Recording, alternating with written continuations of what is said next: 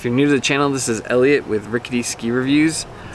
Today I'm going to be reacting to some Nordica Enforcer reviews. Sorry for the long pause. I know I don't like these skis, and I am just dreading this. I'm going in completely blind. I've not seen any of these reviews, so we're going to see what's available here for reviews, and we're going to compare my review to them. So just as a recap, Nordica Enforcer 100s, I was not impressed with those. They really felt like middle of the run. You load into them, you maybe get half of your energy out, you wouldn't get any pop out, so I'm not expecting a lot. But I don't know, oh gosh. Okay, my options besides my own video are Ski Essentials, which I don't know, I don't have any beef with those guys. They're typically pretty good. Maybe I'll watch them, but I don't know. We're gonna pass right now. The next one is Johnny Mosley, Peter Glenn. The next one is Curated. God, okay. Okay, let's start with Curated. Let's just get it over with, right? Let's pull the Band-Aid off. Ooh, there's also Andy Lewicki, and I love that guy's reviews. He is like straight to the point, does it within one chairlift ride. I don't know. I think Andy's kind of the GOAT, so I don't know why I'm plugging other people's YouTube channels, but hey, Andy Lewicki, I'm a fan. Yeah, I love your reviews. I guess I've only watched a couple, but they were both really good. I just love how straight into the point he is. So this is the 2023 Nordica Enforcer 104 free. I did the 100. They should be very, very similar. Let's go.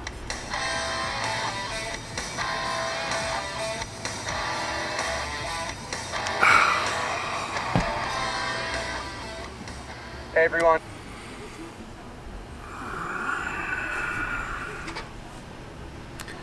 That was Brandon's big move, huh? That little rock that he hopped over. He also skis like super hunched over.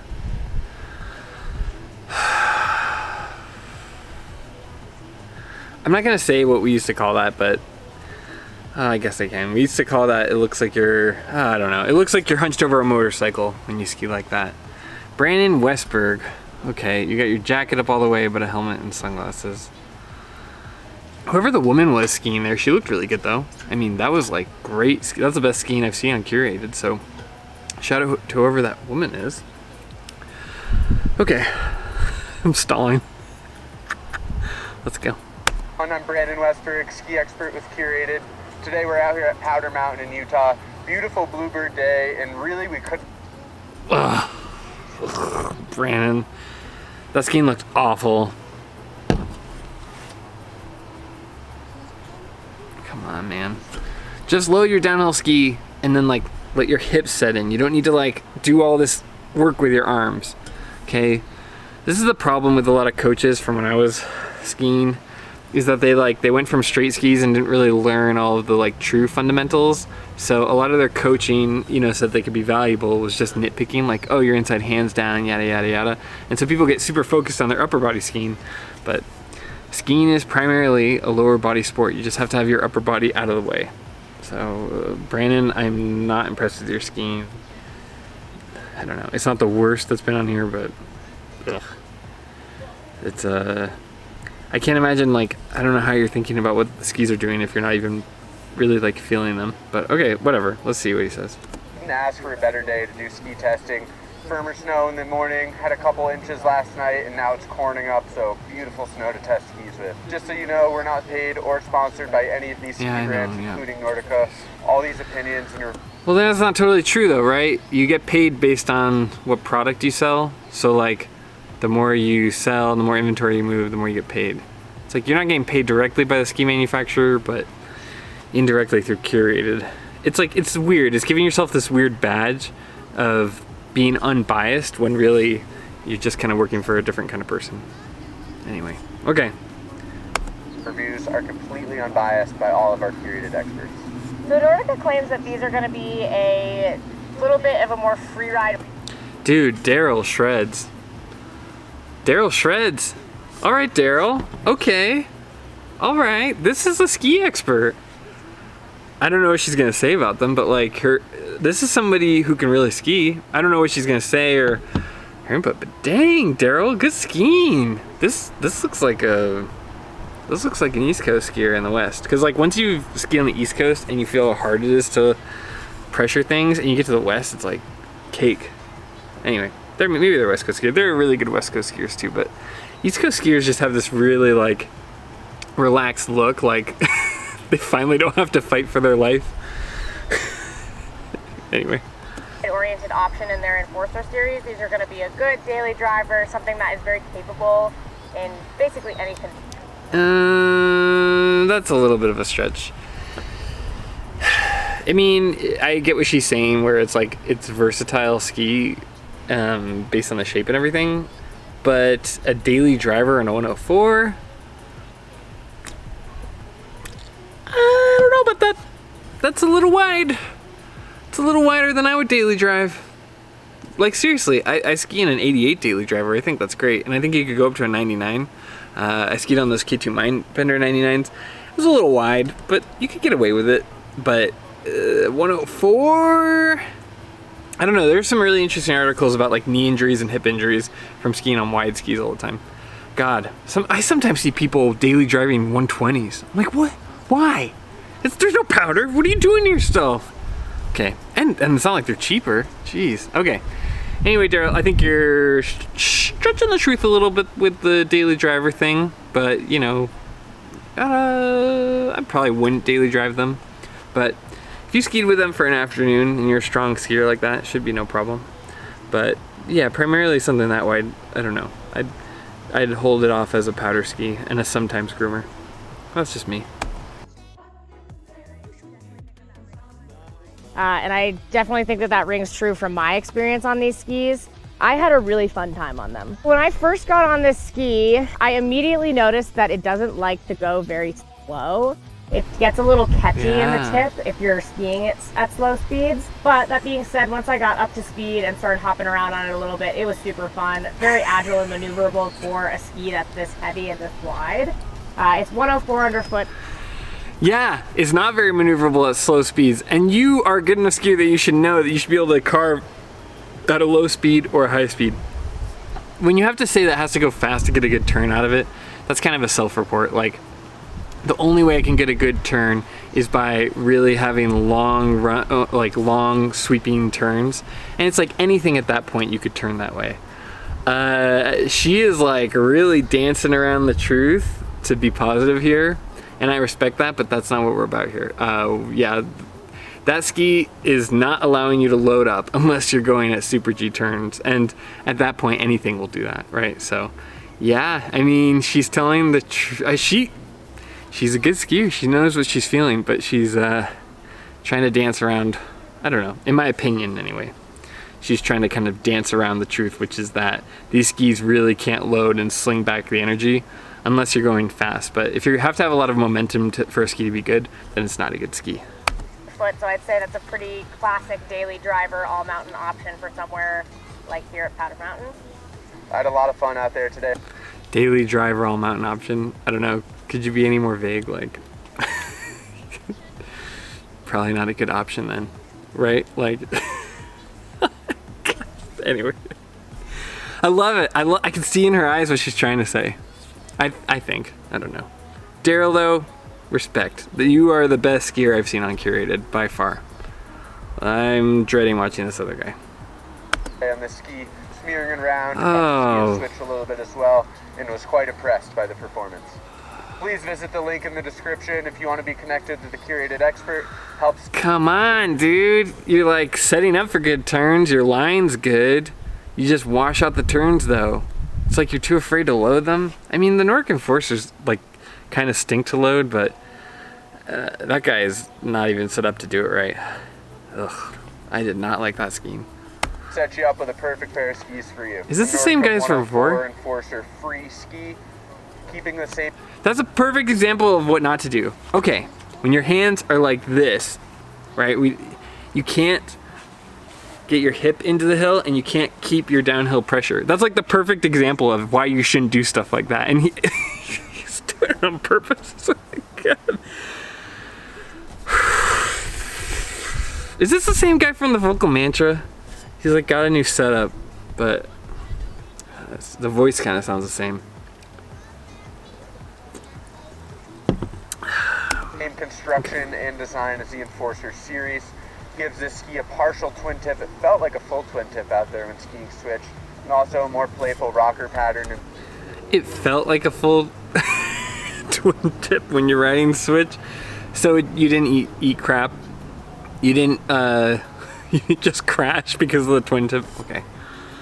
Tip. This ski does have 2 full sheets of metal in it, so it is a stiff, hard charging ski. If you're someone that's a more chill groomer skier or free ride skier and doesn't like a heavy ski with a lot of swing weight, this 104 Enforcer Free may not be for you. They're a great ski for punching through things.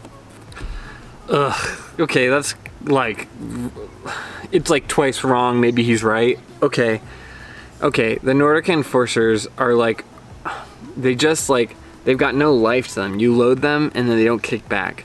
They are not, it's not that they're not for a casual groomer, and it's not that they're like too beefy. They just like, they don't have life to them. When you load them up, they don't give you your energy back, because what they're really trying to do is be like a, at least in my opinion, what they're really trying to do is just try to be like a catch-all ski that anyone could like.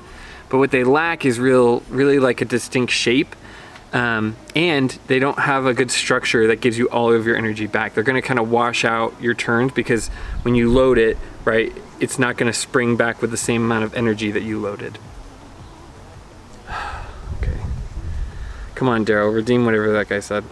I would say if you like something really damp, there are better options for something that's going to feel damp from tip to tail. But this ski is very capable in variable terrain. So as far as tree skiing goes, I was expecting these to be a...